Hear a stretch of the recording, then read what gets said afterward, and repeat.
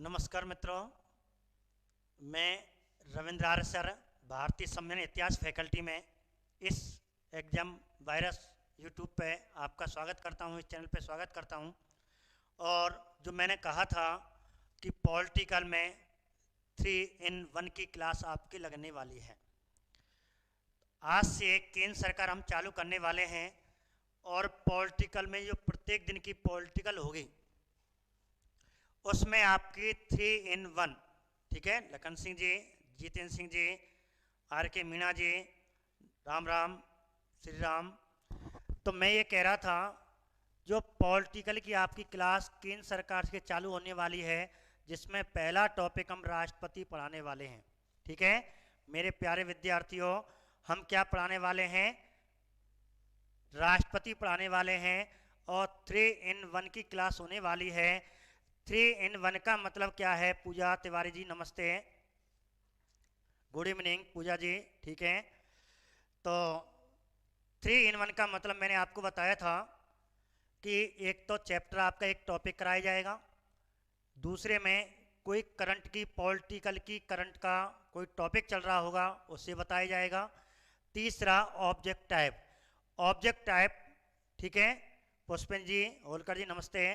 Object type यही जो आज की क्लास मैंने पढ़ाई है, आज की जो मैंने क्लास पढ़ाई है, राहुल शर्मा जी नमस्ते, वही आपको उसी के 10 क्वेश्चन आपको कराए जाएंगे जो वेरी मोस्ट जो पेपर में आ सकते हैं।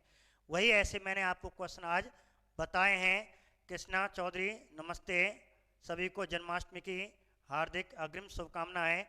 निशा शर्मा जी गुड इवनिंग, सभी को नमस्ते, ठीक है। तो एक बार लखन सिंह जी, जितेंद्र सिंह जी, मीना जी, जितेंद्र सिंह, पूजा जी, पुष्पेंद्र जी, होलकर जी, राहुल शर्मा जी, कृष्ण चौधरी जी, निशा शर्मा जी, सभी को आपको बहुत बहुत धन्यवाद। आप इस क्लास में 3 in 1 की क्लास में पॉलिटिकल केंद्र सरकार की क्लास में पढ़ोगे। आपने पढ़ रखा है लेकिन आपको बहुत कुछ नया मिलने वाला है, ठीक है।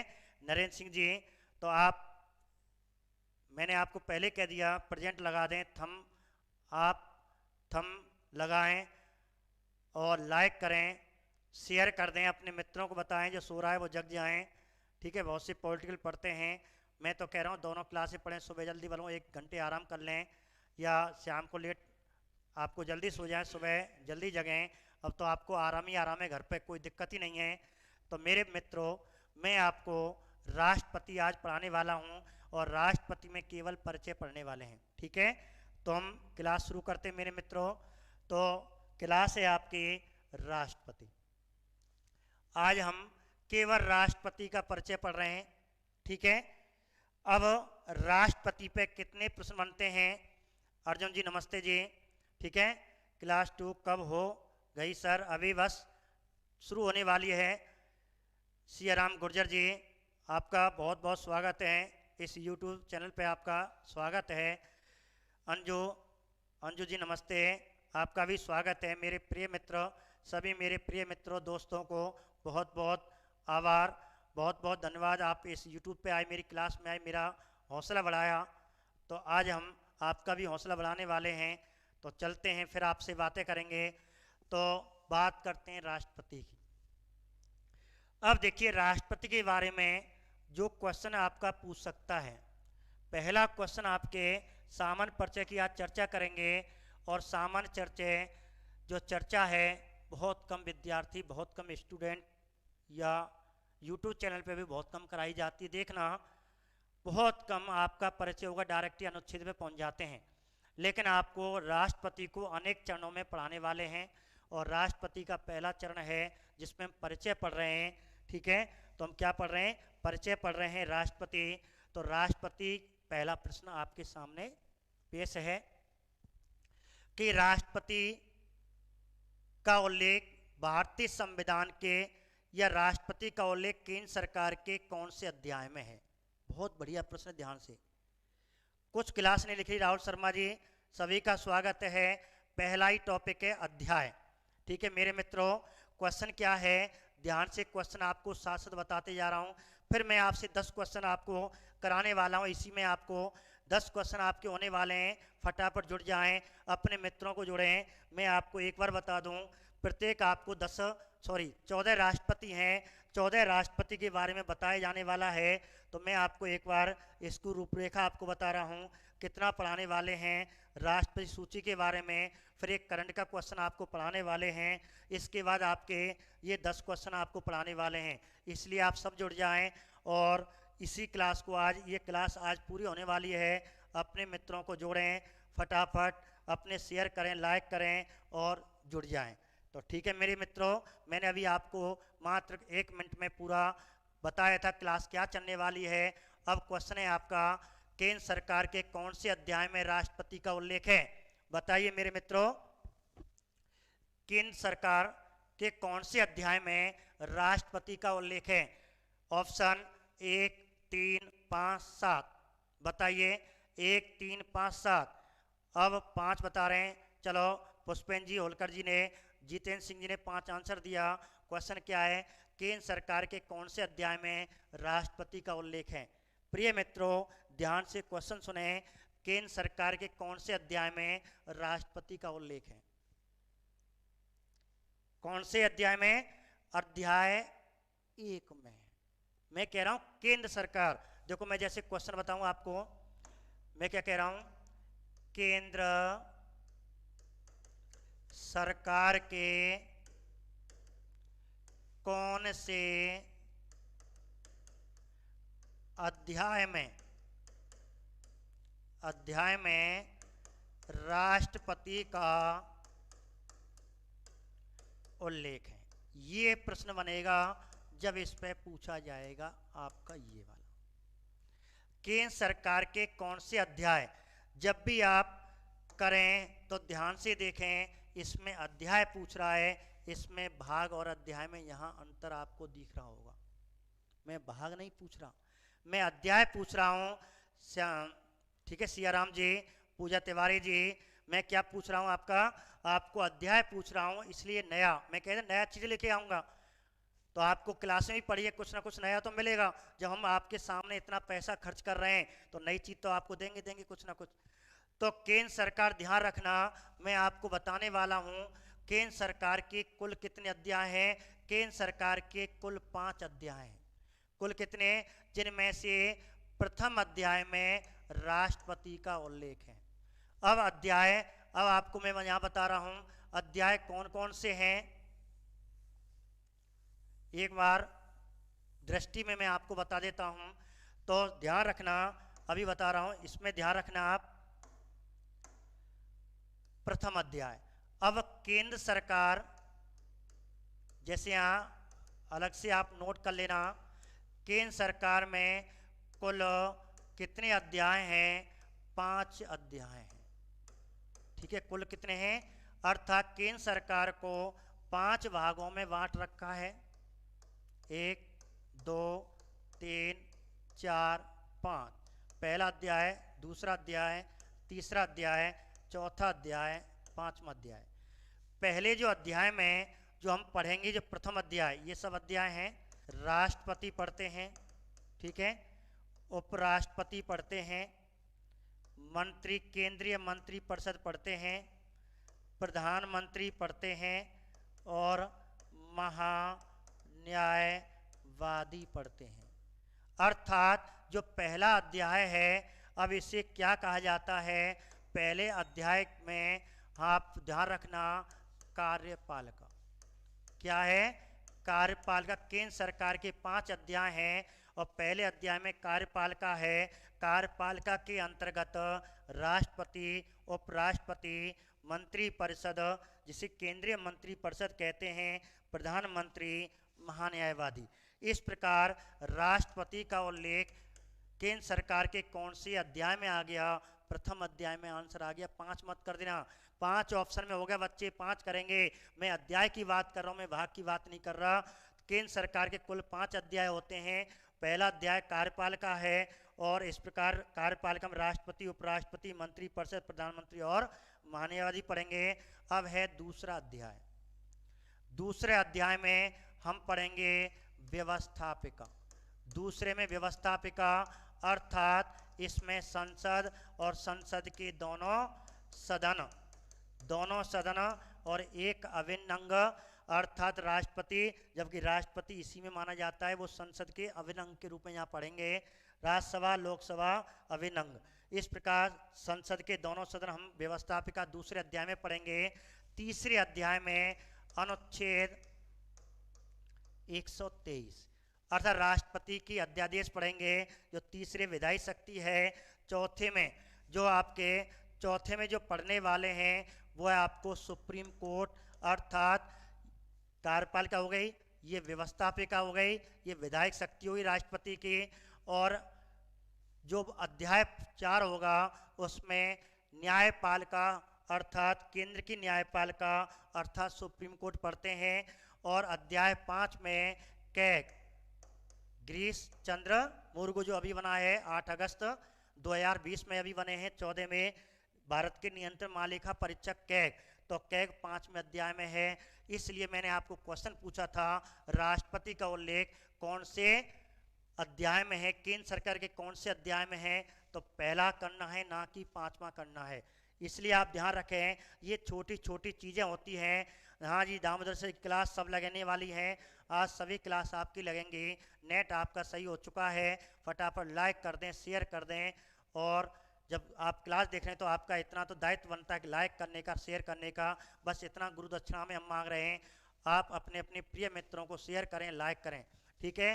तो मेरे प्यारे मित्रों, राष्ट्रपति का उल्लेख केंद्र सरकार के कौन से अध्याय में है, केंद्र सरकार के पहले अध्याय में है। और इस प्रकार पहले अध्याय में मैंने आपको बता दिया, दूसरे में, तीसरे में, चौथे में क्या है। ये आपका प्रश्न हुआ सामान्य परिचय। तभी तो कहते हैं सामान्य परिचय पढ़ना चाहिए। तो प्रथम अध्याय, चलो आगे बढ़ते हैं। अब है राष्ट्रपति का उल्लेख कौन से भाग में है।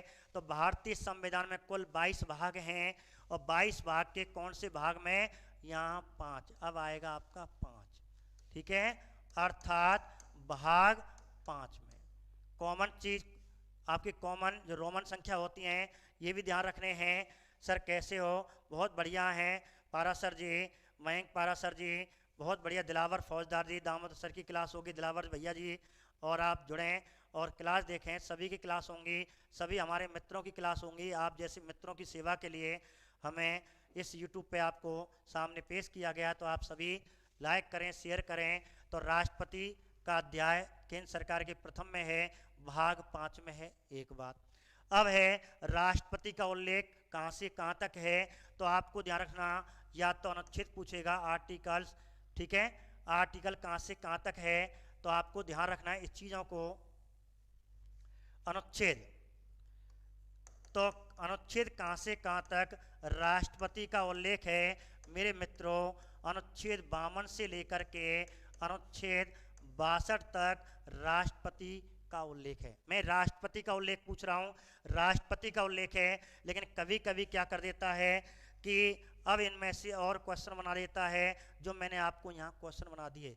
या तो कहाँ से कहाँ तक उल्लेख है, 52 से 62 तक है, ठीक है, अरविंद चौधरी जी नमस्कार, 52 से 62 तक है, या केवल सीधा पूछ लेता है पद का उल्लेख या निर्वाचन का उल्लेख पूछे तो कहाँ से कहाँ तक 52 से 62 तक। यदि पद का उल्लेख पूछे तो अनुच्छेद आर्टिकल्स 52 ही करना है।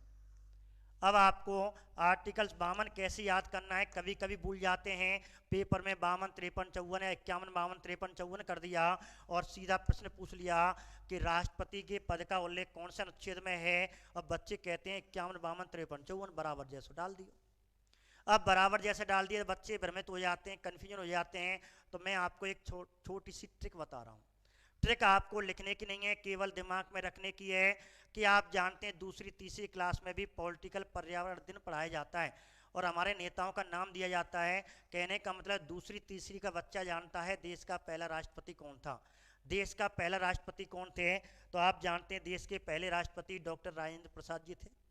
डॉक्टर राजेंद्र प्रसाद जी थे। अब डॉक्टर राजेंद्र प्रसाद जी थे, अब कहते हैं कौन सी जाति के हैं, तो बामन जाति के हैं। सब कौन सी जाति के हैं, बामन जाति के हैं, बस है वो याद, ऐसे याद कर लियो। तो तो राष्ट्रपति पहले बामन जाति के, अठारह डॉक्टर राजेंद्र प्रसाद बामन जाति के, तो अनुच्छेद कौन से में है? राष्ट्रपति पद का उल्लेख कौन से अनुच्छेद में है? तो आप ध्यान रखना, तो राष्ट्रपति पद का उल्लेख अनुच्छेद 52 में है वो यार। अब कोई दिक्कत कि राष्ट्रपति पद का उल्लेख कौन से अनुच्छेद में? 52 में। दोबारा पढ़ने की आवश्यकता नहीं। एक बात अब है, पद का उल्लेख हो गया। अब निर्वाचन, अब निर्वाचन का उल्लेख आ जाए। निर्वाचन का उल्लेख, निर्वाचन की विधि, निर्वाचन की प्रक्रिया। हम निर्वाचन का उल्लेख केवल पूछा जाए तो अनुच्छेद कौन से में है? तो आपको ध्यान रखना, निर्वाचन जो आपकी प्रक्रिया है, देखो निर्वाचन की प्रक्रिया और निर्वाचन की विधि, जो कल आपको ये अलग आने वाले हैं, तो निर्वाचन की प्रक्रिया और निर्वाचन की विधि।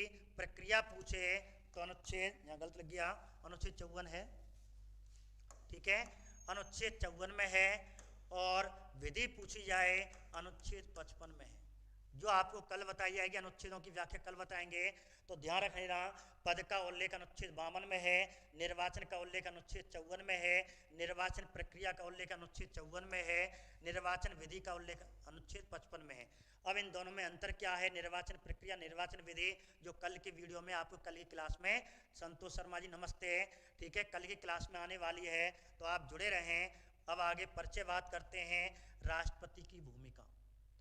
अब राष्ट्रपति की भूमिका पे पहुंचते हैं। अब देश में इसकी क्या क्या भूमिका है?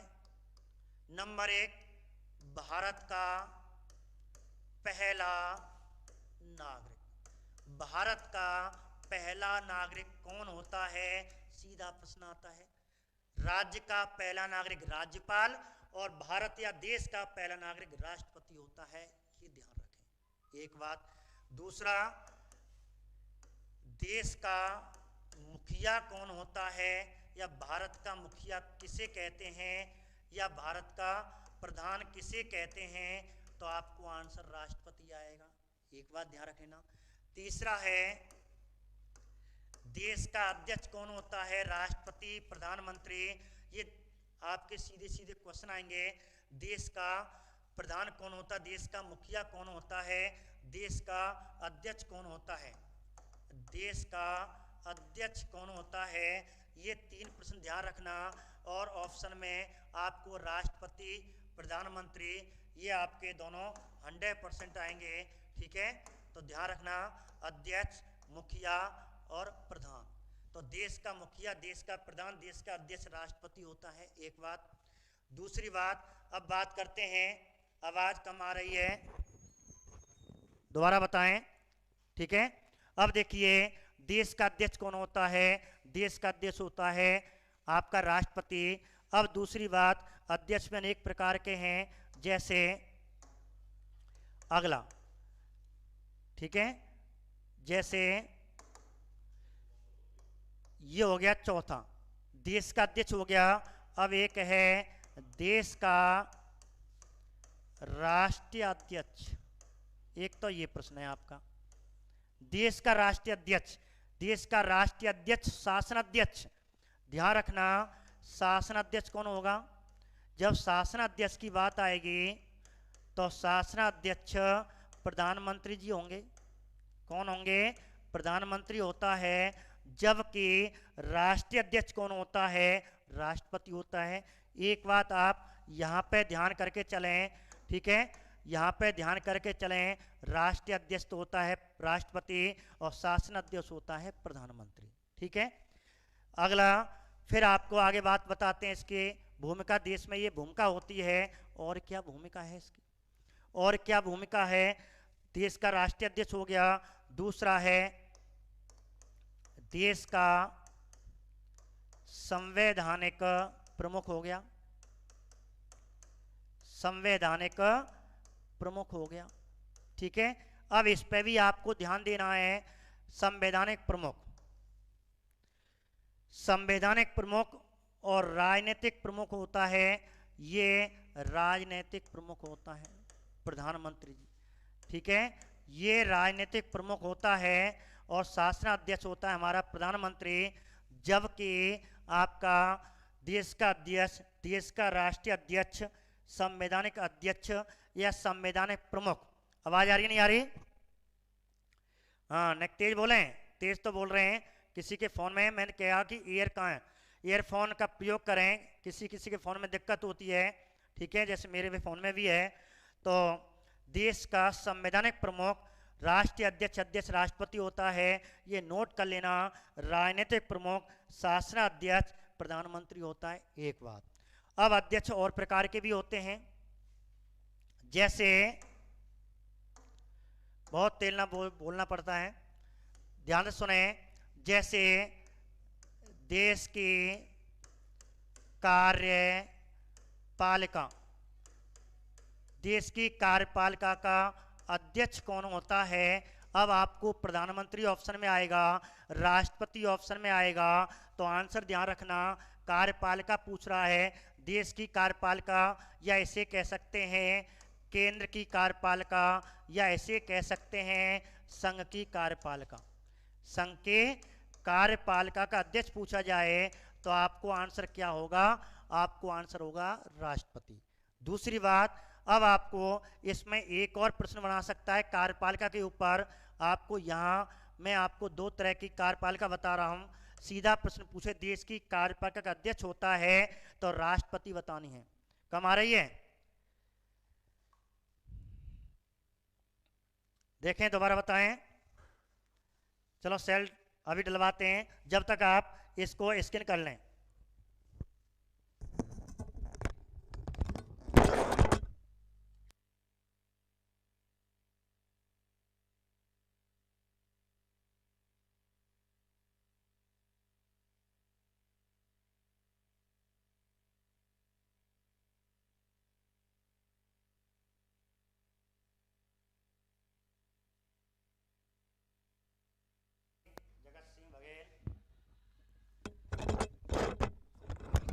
ठीक है, तो मेरे मित्र, नए मित्र जुड़ चुके हैं। जब तक आप स्क्रीन शॉट लें, और शायद अब आवाज़ आपके सही आ गई होगी। सेल डरवा लिया है? हाँ जी, आ गई। ठीक है, अरविंद चौधरी नमस्कार। तो स्क्रीन शॉट लिया। अब आगे हम बात कर रहे थे कि देश की कार्यपालिका की बात कर रहे थे। देश की कार्यपालिका, अब एक तो सीधा प्रश्न पूछेगा, राष्ट्रपति होगा। अब इसमें दो तरह के प्रश्न पूछ सकते हैं, तो ध्यान रखना दो तरह के प्रश्न मैं आपको यहां अभी बता रहा हूं। तो यदि पूछे कि नाम मात्र की कार्यपालिका, नाम मात्र की कार्यपालिका का अध्यक्ष कौन होता है? यदि आपको पूछा जाए नाम मात्र कार्यपालिका का अध्यक्ष कौन होता है, या पूछा जाए वास्तविक कार्यपालिका, ठीक है, अध्यक्ष कौन होता है देश की या केंद्र की वास्तविक कार्यपालिका अध्यक्ष कौन होता है, तो आपको ध्यान रखना यहाँ जो आंसर देना है वह आंसर यहाँ प्रधानमंत्री आएगा। क्या आएगा मेरे मित्रों? प्रधानमंत्री आएगा। और यहाँ आंसर राष्ट्रपति आएगा। तो आपको कार्यपालिका पर तीन प्रश्न मैंने आपको बताए। नंबर एक, दोबारा ध्यान से सुने, तीनों प्रश्नों को आपको ध्यान से सुने। देश की कार्यपालिका का अध्यक्ष कौन होगा, एक तो ये बताया था। तो देश की कार्यपालिका अध्यक्ष होगा तो आपको राष्ट्रपति करना है। ठीक है मेरे मित्रों, बात कम करेंगे, आज पढ़ाएंगे। नीरज सिंह जी, हाँ सभी का नाम ले लूँगा, गुड्डू राजपूत जी, जगत बघेल जी, मयंक पारासर जी, ठीक है सभी का, और नेकराज सिंह जी, ठीक है। अब देखिए एक क्वेश्चन ये हो गया, एक तो इस पे आपको ध्यान देना है, बिल्कुल एक जैसे प्रश्न है। एक आपको इसको ध्यान देना है, नाम मात्र की कार्यपालिका राष्ट्रपति, और वास्तविक आ जाए तो आपको आंसर करना है। ये तीन प्रश्न के, तीन प्रकार के प्रश्न मैंने आपको मुखिया के रूप में इसके बताए। अब देखिए इसके बाद आगे बढ़ते हैं, और देश में इसकी क्या भूमिका है, और इसमें देश के कौन कौन सी भूमिका है। जैसे अभी मैंने आपको इसकी भूमिका, शायद 6 आपकी भूमिकाएं आपको यहाँ मैंने कराई। अब आपके जो भूमिका जो आगे है, जैसे 7वीं की बात करें, 6 आपकी हो गई। अब देश में इसकी भूमिका क्या है? देश की अखंडता, देश की अखंडता और एकता का प्रतीक किसे माना जाता है? देश में एकता अखंडता का प्रतीक किसे माना जाता है? तो आपको आंसर राष्ट्रपति करना है, ना कि प्रधानमंत्री। हाँ जी, सही आवाज आ रही है, बहुत बढ़िया जगत सिंह जी, पुष्पेन जी। तो देश की एकता अखंडता, अखंडता या एकता का प्रतीक, एकता का प्रतीक किसे कहते हैं? तो आपको आंसर क्या करना है? राष्ट्रपति करना है। ठीक है, आगे अब आपको तीनों सेनाओं का, तीनों सेनाओं का सर्वोच्च सेनापति कौन होता है? तीनों सेनाओं का सर्वोच्च सेनापति किसे कहते हैं? तो आपको आंसर होगा राष्ट्रपति। लेकिन आपको ध्यान रखना एक बात, यदि क्वेश्चन आ जाए देश की तीनों सेनाओं का, यदि इस जगह पे एक और नया शब्द जोड़ दिया जाए राजनीतिक, तब आंसर चेंज हो जाएगा। सीधा प्रश्न आए तीनों सेनाओं का सर्वोच्च सेनापति कौन होता है? तो आपको राष्ट्रपति होगा। ठीक है, लेकिन क्वेश्चन पूछा जाए तीनों देश की तीनों सेनाओं का राजनीतिक, राजनीतिक सर्वोच्च सेनापति, राजनीतिक प्रमुख कौन होता है? अब राजनीतिक शब्द, सीधी बात है, आपको यदि राजनीतिक शब्द जोड़ दिया जाए, अब आपको सावधानी बरतनी है। जब राजनीतिक शब्द जोड़ दिया जाए तो आंसर प्रधानमंत्री, प्राइम मिनिस्टर होगा, प्रेसिडेंट नहीं होगा। ठीक है, प्रधानमंत्री होगा। तो ऐसे करके आपके सामान्य परिचय में हमने, इसके राष्ट्रपति के सामान्य परिचय में हमने ये बातें आपको सबसे पहले सामान्य परिचय में ये चीज़ बताएं, ये चीज़ आपको ध्यान होनी चाहिए। दूसरी बात और चीज़ सामान्य परिचय में, अब क्वेश्चन आ जाए राष्ट्रपति आवास स्थल, निवास स्थान क्या कहलाता है? निवास स्थान किसे कहते हैं? निवास स्थान क्या कहलाता है? तो बताइए निवास स्थान क्या है? राष्ट्रपति का निवास स्थान क्या कहलाता है? तो आपको राष्ट्रपति भवन करना है। इतना तो हम सब जानते हैं, राष्ट्रपति भवन होता है। ठीक है, वाइसलिंगन लॉगस जो वायसराय था वो रहते थे, वायसराय के नाम पे ऐसे कहते थे, वायसराय हाउस के नाम से, और नाम पे ऐसे मानते थे, राष्ट्रपति भवन वायसराय का निवास स्थान था। अब हम बात करते हैं आगे की ओर, और सामान्य परिचय में दो चीज और आपको ध्यान रखने। सामान्य परिचय में जैसे राष्ट्रपति का प्रावधान किस देश से लिया गया है? एक तो ये है, देश के राष्ट्रपति प्रावधान किस देश से लिया गया है और इसकी तुलना किससे की गई है? दो क्वेश्चन ये ध्यान रखना कि राष्ट्रपति का प्रावधान किस देश से लिया गया है। मेरे प्यारे विद्यार्थी सब जानते होंगे राष्ट्रपति का प्रावधान, राष्ट्रपति का प्रावधान किस देश से लिया गया है? बताइए मेरे प्यारे मित्रों, कौन बताएगा कि राष्ट्रपति का प्रावधान किस देश से लिया गया है? बताइए गुड्डू जी, हाँ जी, लखन जी, नीरज सिंह जी, पूजा शर्मा जी, बताइए, निखराज सिंह, बताइए, जुड़े रहें।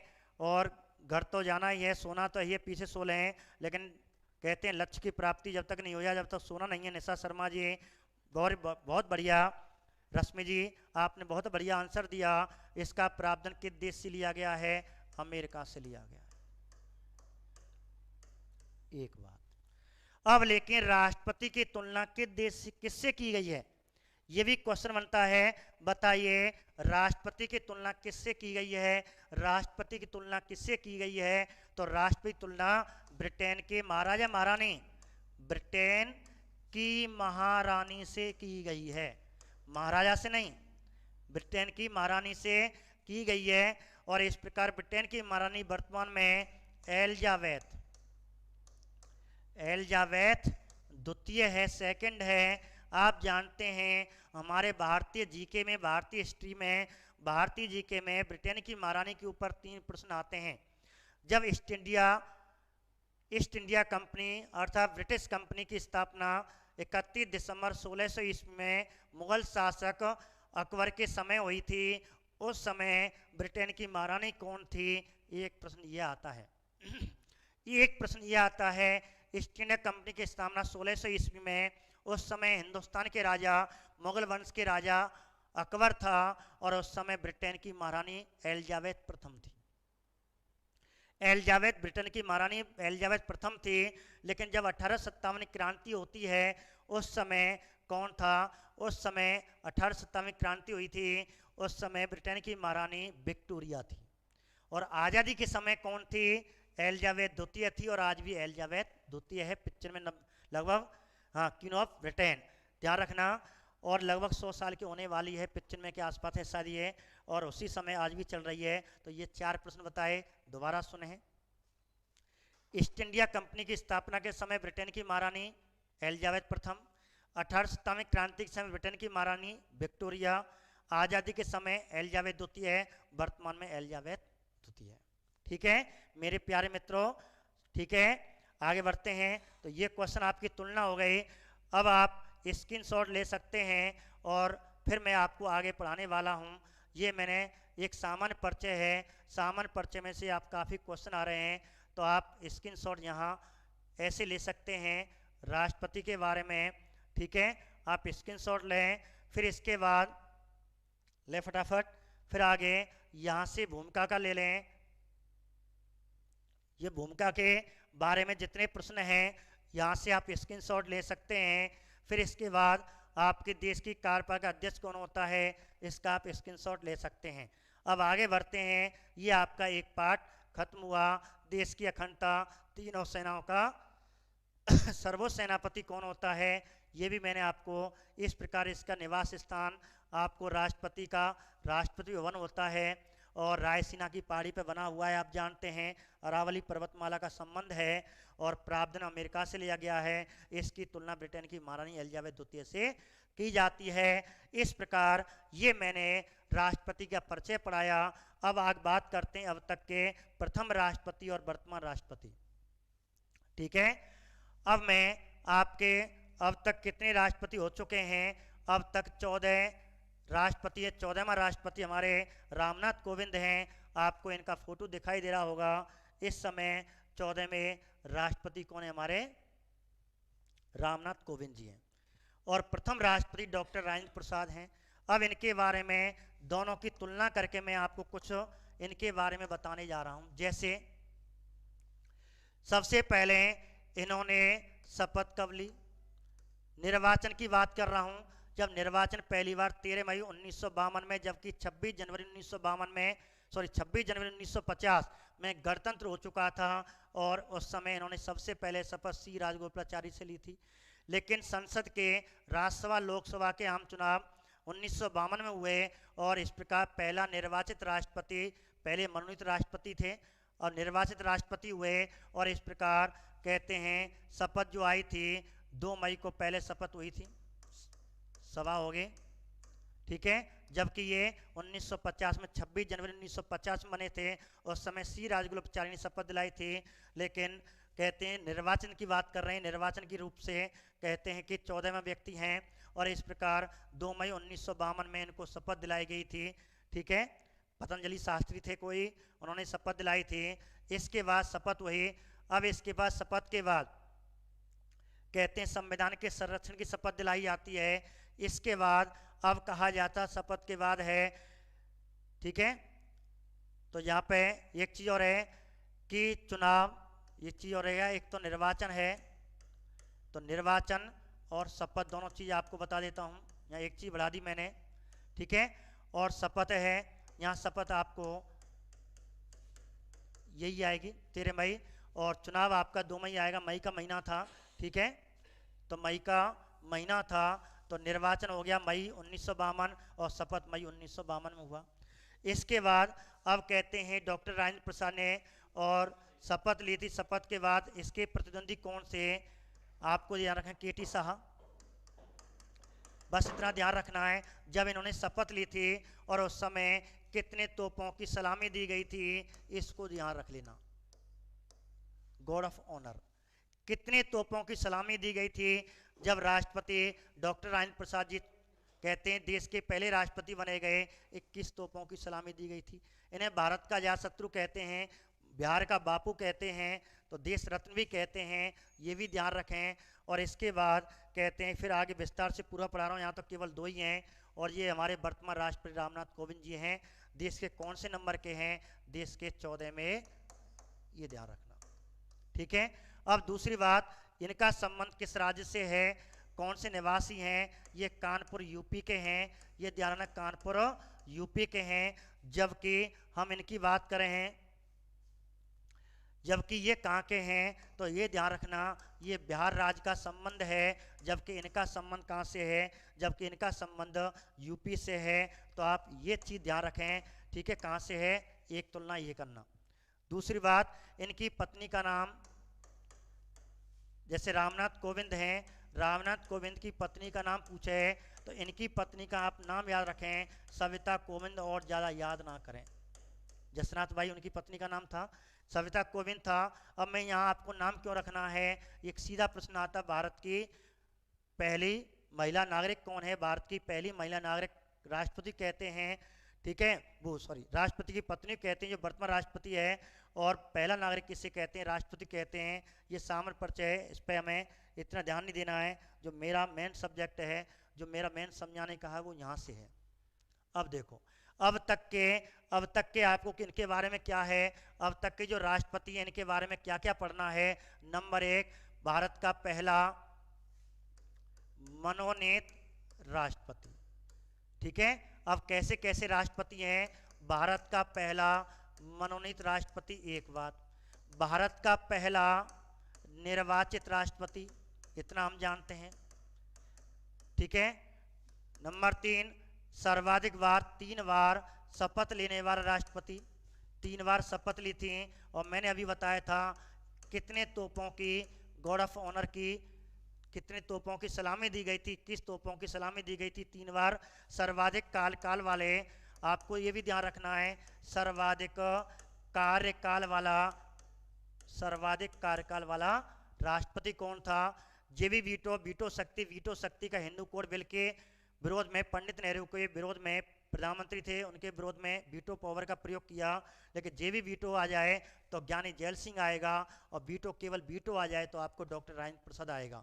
राज्यसभा के संविधान सभा के, जैसे संविधान, ये क्वेश्चन आ जाता है, संविधान सभा का सभापति कौन था, संविधान सभा का सभापति कौन था, या स्थायी अध्यक्ष कौन था, या अध्यक्ष कौन था।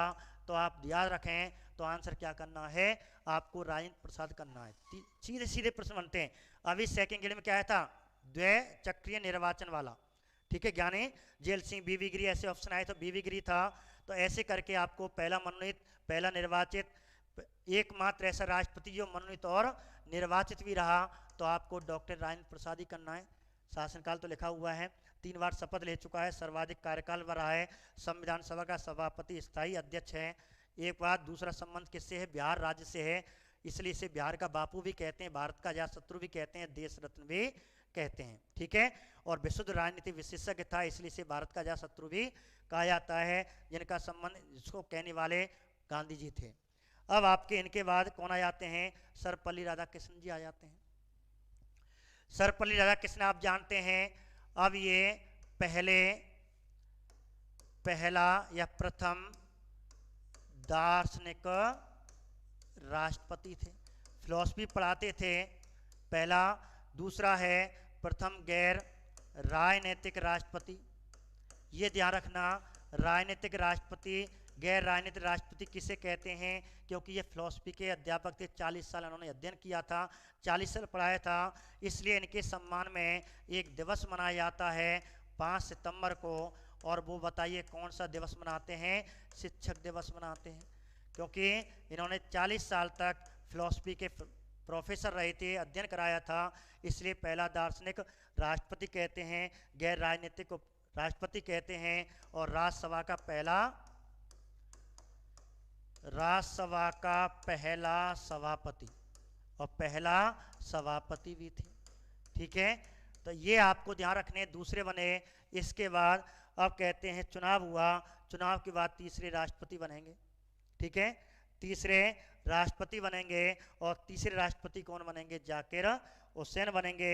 अब देखिए जाकिर हुसैन के बारे में क्वेश्चन आपके, अब जाकिर हुसैन के बारे में क्या प्रश्न पूछ सकता है, ठीक है, जाकिर हुसैन के बारे में आपके क्या प्रश्न पूछ सकता है। तो इनके बारे में अब हमें पढ़ना है, कौन कौन से प्रश्न बनते हैं। सबसे पहले तो आपको दिखाई दे रहा होगा ये मुसलमान है, तो प्रथम मुस्लिम राष्ट्रपति, एक क्वेश्चन तो ये हो गया। दूसरा मुस्लिम होता है तो वो क्या होंगे, अल्पसंख्यक, तो देश का पहला अल्पसंख्यक राष्ट्रपति कौन सा है, ठीक है। तीसरी बात, अब इनका शासनकाल न्यूनतम शासनकाल हो गया, क्यों हो गया, क्योंकि इनकी पद पर रहते हुए क्या हो गई, अब पद पर रहते हुए मर गए, पद पर मृत्यु हो गए, तो देश का ऐसा राष्ट्रपति जिसकी पद पर रहते हुए मृत्यु हुई, जाकिर हुसैन जी हुए। जाकिर हुसैन हुए, तो ये आपको ध्यान रखना है, पहला मुस्लिम राष्ट्रपति, अल्पसंख्यक का राष्ट्रपति, न्यूनतम कार्यकाल राष्ट्रपति और पद पर रहते हुए मरने वाला पहला राष्ट्रपति। तो आपको आंसर क्या करना है, जाकिर हुसैन करना है। अब जाकिर हुसैन की मृत्यु हो जाती है 2 साल के बाद। अब इसके 69 बाद, अब जैसे आप जानते हैं जब किसी पद पर रहते हुए राष्ट्रपति की मृत्यु हो जाती है, पद पर रहते हुए जब राष्ट्रपति मर जाता है तो इसके पद का निर्वहन कौन करता है, बताएगा कौन करेगा, तो इसके पद का निर्वहन कौन करता है, पदेन उपराष्ट्रपति करता है। जिस समय जो उपराष्ट्रपति बैठा हुआ है उस समय जो उपराष्ट्रपति है, और उस समय उपराष्ट्रपति कौन थे, बीवी गिरी। तो मेरे मित्रों कौन थे, बीवी गिरी थे। इस प्रकार बीवी गिरी कारवाक पहले राष्ट्रपति माने गए। तो ये सीधा प्रश्न आ जाए, पहले कारवाक राष्ट्रपति कौन थे, बीवी गिरी थे। लेकिन बीवी गिरी ने इंदिरा गांधी के कहने पे क्या कर दिया था, इंदिरा गांधी के कहने पर त्यागपत्र दे दिया था, क्योंकि 6 महीना के अंदर क्या होने वाले हैं, चुनाव होने वाले हैं, राष्ट्रपति के चुनाव होने वाले हैं, और इंदिरा गांधी के कहने पर बीवी गिरी ने त्यागपत्र दे दिया। अब क्वेश्चन बन गया, क्वेश्चन क्या बन गया, यदि दोनों ना हो तो, अर्थात ना तो राष्ट्रपति हो, अर्थात दोनों के पद रिक्त हों। क्वेश्चन क्या बनेगा, यदि राष्ट्रपति उपराष्ट्रपति दोनों के पद रिक्त हैं तो अब राष्ट्रपति के पद का निर्वहन कौन करेगा। अब राष्ट्रपति के पद का निर्वहन दोनों हैं वो अनुपस्थित हैं, तो उनके पद का निर्वहन कौन करता है, देश का मुख्य न्यायाधीश करता है। कौन करेगा, देश का मुख्य न्यायाधीश सीजीआई करेगा, चीफ जस्टिस ऑफ इंडिया, देश का मुख्य न्यायाधीश करता है। उस समय देश का मुख्य न्यायाधीश कौन था, मोहम्मद हिदायतुल्लाह था। इस प्रकार हमारे मोहम्मद हिदायतुल्लाह देश के मुख्य न्यायाधीश थे, कारवाक राष्ट्रपति रहे, लेकिन इसके बाद ये उपराष्ट्रपति चुने जाएंगे। देश का एकमात्र ऐसा व्यक्ति जिसने देश के तीनों सर्वोच्च पदों पर काम किया, राष्ट्रपति भी, कारवाक भी और उपराष्ट्रपति भी, देश का मुख्य न्यायाधीश भी, मोहम्मद हिदायतुल्लाह थे, दूसरे कारवाक। इसके बाद कहते हैं चुनाव होगा, और चुनाव में बीवी गिरी जी जीत जाएंगे, लेकिन पहली बार जीत तो गए लेकिन कम वोटें थी, और कहते हैं न्यूनतम मतमूल आना चाहिए, 50% से अधिक वोटें आनी चाहिए, नहीं आ पाए। दोबारा द्वै चक्र गणना द्वारा इस प्रकार द्वै चक्रीय गणना मत गणना हुई, और दूसरे चक्र में ये जीते, तो दूसरे चक्रीय प्रणाली द्वारा जीतने वाला एकमात्र अब तक का राष्ट्रपति कौन था, बीवी गिरी, जो आपको अभी पेपर में फर्स्ट ग्रेड लेक्चरर के जीके के पेपर में ये क्वेश्चन आया हुआ है, ठीक है, 4 अगस्त को आया था शायद, ये क्वेश्चन आया हुआ है, बीवी गिरी। दूसरी बात क्या है, अब बीवी गिरी जी बन चुके हैं द्वैचक्रीय मतगणना द्वारा, लेकिन इंदिरा गांधी ने इन्हें किससे लड़ाया, और कहते हैं निर्दलीय, अर्थात किसी पार्टी से नहीं लड़े। इंदिरा गांधी इनको लड़ाया, कांग्रेस ने किसको लड़ाया था, नीलम संजीव रेड्डी को लड़ाया। नीलम संजीव रेड्डी जनता पार्टी के, कांग्रेस की तरफ से थे, जनता पार्टी के उम्मीदवार मोराई देसाई, और इस प्रकार कहते हैं बाद में, और इस प्रकार कहते हैं नीलम संजीव रेड्डी को हराया जाएगा, और कौन जीत जाएंगे, बीवी गिरी, तो निर्दलीय राष्ट्रपति एकमात्र। ये क्वेश्चन हो गया। शासनकाल चलता रहा, द्वैचक्रीय मतगणना द्वारा निर्दलीय राष्ट्रपति हो गए, दूसरे पहले कारवाक राष्ट्रपति हो गए, तो ये क्वेश्चन सीधे बनते हैं। इसके बाद आगे बढ़ते हैं, अगला राष्ट्रपति कौन आएगा, अगला कहते हैं इनका शासनकाल जैसे समाप्त हुआ, अगले आगे फखरुद्दीन अली अहमद। अब फखरुद्दीन अली अहमद आए, और कब आए, 74 में आए, ठीक है, 74 में आए, और इस प्रकार कहते हैं ये दूसरे मुस्लिम हो गए। अब इसके बाद कहते हैं कि 1976 1976 में 42वां संविधान संशोधन हुआ, फखरुद्दीन अली अहमद इंदिरा गांधी के समय। और इस प्रकार 42वें संविधान संशोधन के समय आपकी प्रस्तावना में 3 शब्द जोड़े गए इन्हीं के समय, ठीक है, पंथ निरपेक्ष, अखंडता, ऐसे समाजवादी, ये 3 शब्द आपको जोड़े गए, समाजवादी, पंथ निरपेक्षता या धर्मनिरपेक्ष, और तीसरा कौन सा जोड़ा गया था, अखंडता। ये तीनों इसके शासनकाल में प्रधानमंत्री इंदिरा गांधी थे और ये हुआ उसी समय क्या हुआ, लेकिन प्रधानमंत्री ने, और कहते हैं तुरंत रात के 12 बजे 25 जून 1975, 25 जून 1975 में, ठीक है, रात्रि के 12 बजे गए और अध्यादेश जारी करवा दिया। और अध्यादेश जारी अर्थात साइन करवा लिए, और इस प्रकार कहते हैं, और आंतरिक अशांति के आधार पर, और क्या लगवा दिया, आंतरिक अशांति के आधार पर राष्ट्रीय आपातकाल अनुच्छेद 352 का प्रयोग करवा दिया।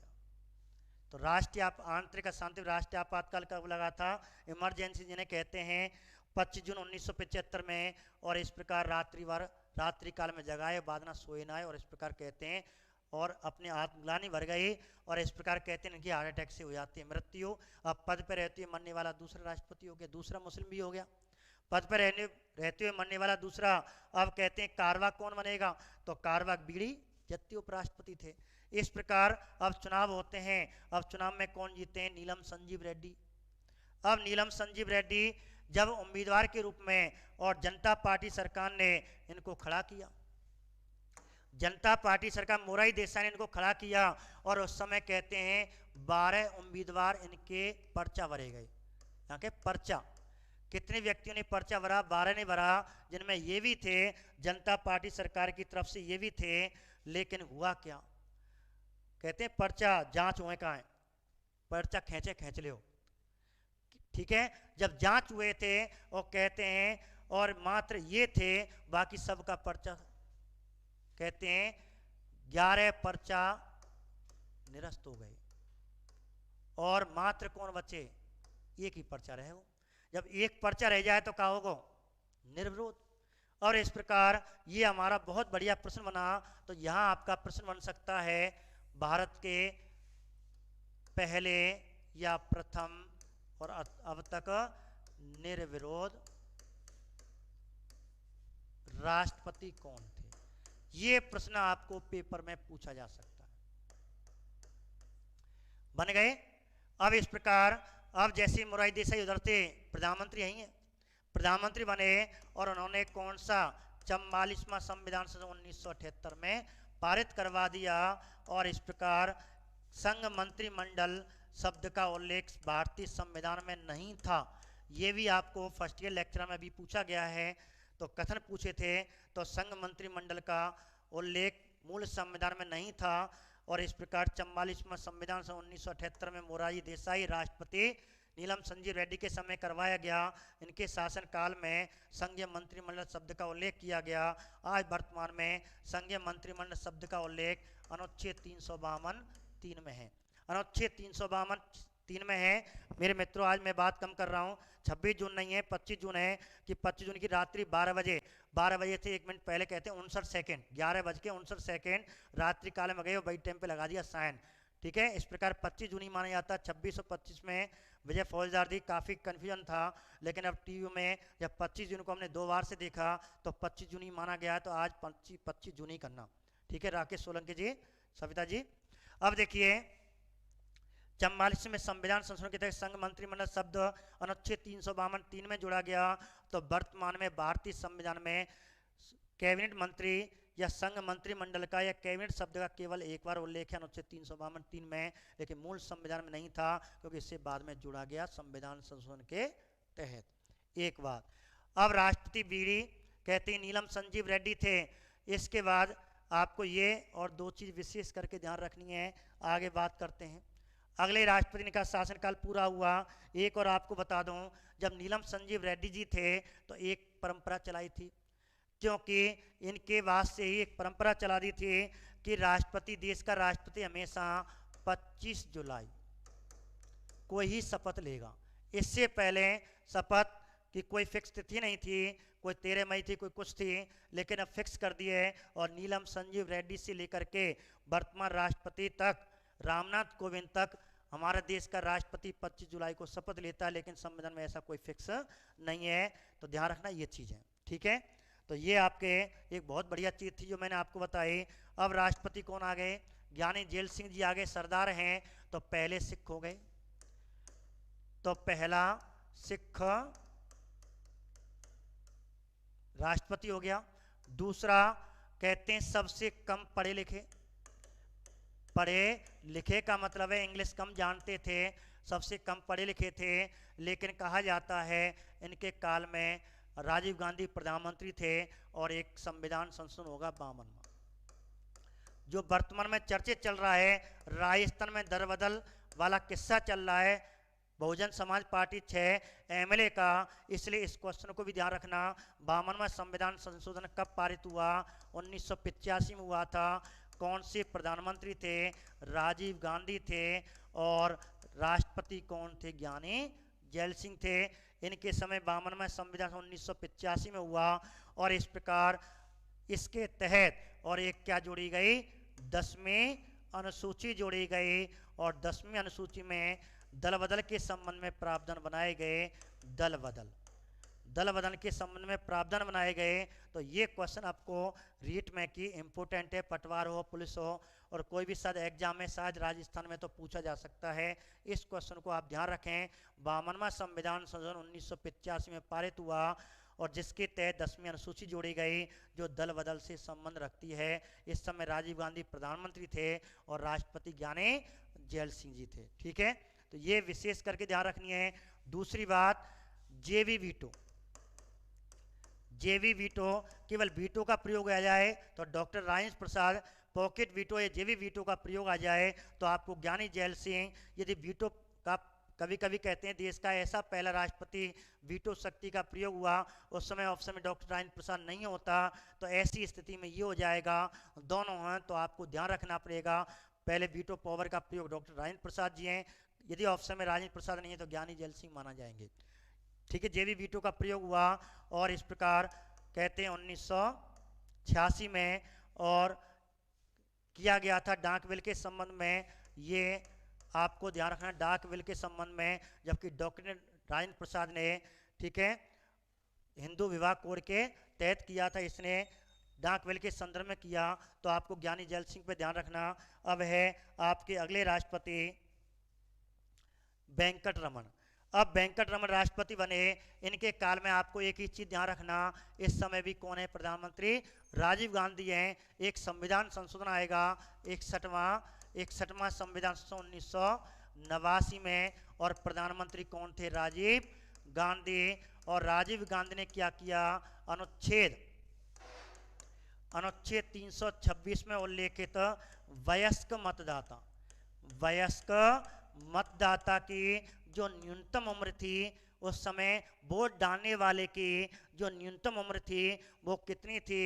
वह 21 वर्ष थी, लेकिन इन्होंने घटाकर कितनी करवा दी? 18 वर्ष करवा दी।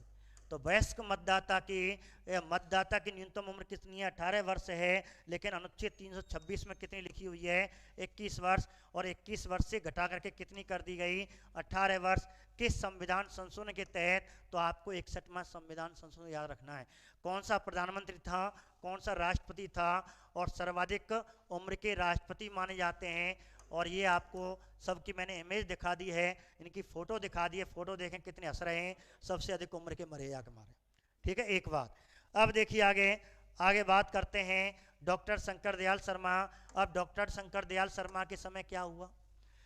डॉक्टर शंकर दयाल शर्मा क्यों हैं? अभी हाल ही में चर्चित है अयोध्या में आपकी 2 इमारतें चर्चित रही थी। पहले बाबरी मस्जिद चर्चित रही थी, बाबरी मस्जिद का विध्वंस 6 दिसंबर 1992 में किया गया। उस समय शंकर दयाल शर्मा और प्रधानमंत्री पीवी नरसिम्हा राव थे और बाबरी मस्जिद का विध्वंस इनके समय हुआ। और अभी हाल ही में उनके जगह पे और 5 अगस्त 2010 में और राम जन्मभूमि की नींव डाल दी गई है, राम जन्मभूमि, ठीक है। तो इस प्रकार बाबरी मस्जिद का विध्वंस किसके समय हुआ? शंकरदयाल शर्मा के समय हुआ। उस समय प्रधानमंत्री पीवी नरसिम्हा राव जी थे और यूपी के कल्याण सिंह जी मुख्यमंत्री थे। तो ये भी आपको ध्यान रखना है एक बात। दूसरा है, इनके समय पीवी नरसिम्हा राव ने और डॉक्टर शंकरदयाल शर्मा के समय आपके 73वां और 74वां संविधान संशोधन, ये इंपोर्टेंट है आपके। 73वां संबंध, ठीक है, 1992 में पारित हुआ। 74वां 1992 में पारित हुआ। अब इसका संबंध किससे है? इसका संबंध किससे है? तो आपको जब पंचायत राज मैंने आपको पढ़ाया था और 73 और 74 पूरा डिटेल बताया हुआ है। पंचायती राज में पूरा मैंने आपको डिटेल बताया, यहाँ मैं आपको नहीं बता रहा, वहाँ आप डिटेल पढ़ सकते हैं। तो 73वां संविधान संशोधन 1992 में पारित हुआ, 1993 में लागू हुआ। और ये किससे संबंधित है? ये पंचायती राज से है, ये नगर पालिका से है, ठीक है, शहरी प्रशासन से है, अर्थात शहरी प्रशासन। तो ये आपको ध्यान रखना, शहरी सुशासन कह सकते हैं, शहरी सुशासन इसे कहा जाता है, नगरीय सुशासन कहा जाता है। तो ये आपको डॉक्टर शंकरदयाल शर्मा के समय हुआ। अब के नारायण जी अगले 10वें राष्ट्रपति बनते हमारे, और ये इनके ऊपर हमारे जो प्रश्न बनता है, ये दलित थे। तो आपको ध्यान रखना, देश के प्रथम दलित राष्ट्रपति कौन थे? ये आपको ध्यान रखना, एक इंपॉर्टेंट क्वेश्चन तो ये रहा। देश के पहले दलित राष्ट्रपति, ठीक है, के नारायण जी थे। दूसरी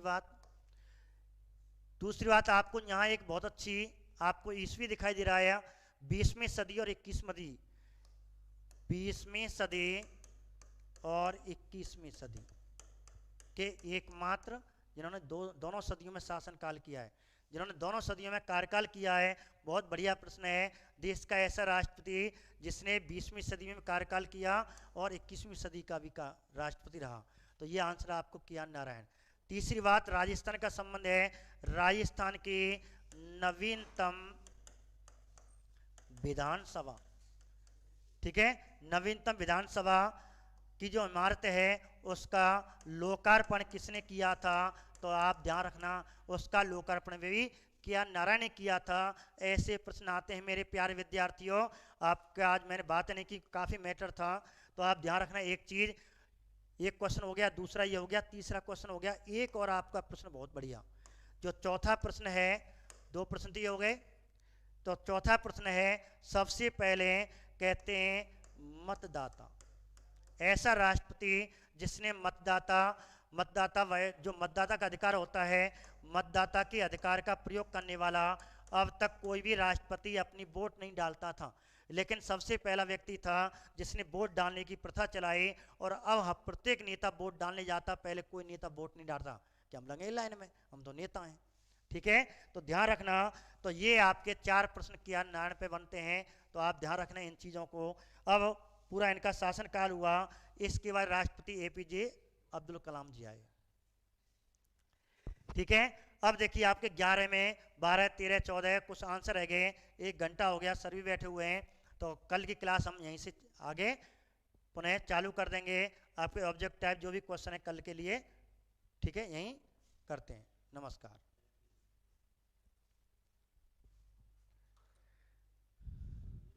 मैटर ज़्यादा ही है भाई।